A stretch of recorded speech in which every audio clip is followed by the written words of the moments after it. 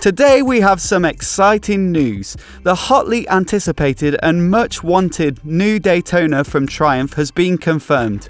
Rumours have been swirling for some time and spy shots occasionally leaked, but this is the first time we've had official confirmation of a road-going version of the triple-cylinder bike currently used in the Moto2 Championship. Much like the recent TFC Thruxton and Rocket 3, however, this bike will be a limited run with just 765 machines for Europe and Asia, as well as another 765 for a US and Canada version. Named the Triumph Daytona Moto2 765 Limited Edition, the bike will be unveiled along with its price at the British MotoGP at Silverstone on the 23rd of August this year, with the finished product being slated for delivery in March 2020. So what can we expect?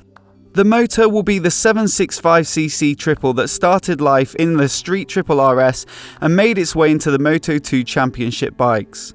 Triumph have said that it will be the most powerful Daytona they've ever produced, as well as more powerful than the current Street Triple RS, which puts out 121 horsepower.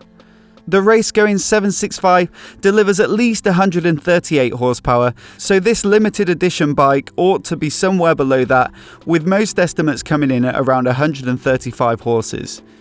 The bike ought to be lighter than previous Daytonas too, which should make for a great power-to-weight ratio. Previous spy shots from MCN have shown Öhlins forks and monoshock, as well as Brembo Stylema radial calipers, so we can expect top spec equipment, especially on this limited edition bike. The electronics package is also expected to be massively upgraded from previous Daytonas, with the inclusion of a TFT dash and 5 riding modes of road, rain, sport, rider and track. We can also expect advanced rider aids like cornering ABS and traction control, as well as possibly slide control.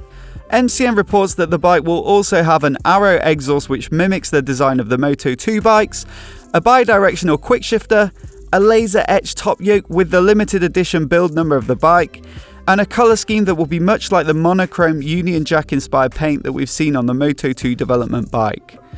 Limited edition bikes are coming thick and fast at Triumph at the moment, but it often puts the price out of reach for your average biker. Take, for example, the Thruxton TFC, which costs £17,500 as opposed to the 11 grand of the base model. The new Rocket 3 TFC was priced at $25,000 as well, with many Triumph fans hoping for a more affordable production model to be announced later this year. We can probably expect the limited edition Daytona to be priced on the high side, but perhaps it's also a precursor to a more attainable production bike. What do you guys think of the announcement? Is it frustrating to see a limited edition of which only a handful will be seen in the UK? Or are you just excited that Triumph are moving in the direction of a new Daytona? Let me know what you think of the new bike in the comments below, and if you're new here and you want to see more videos like this, hit subscribe and I'll see you next time.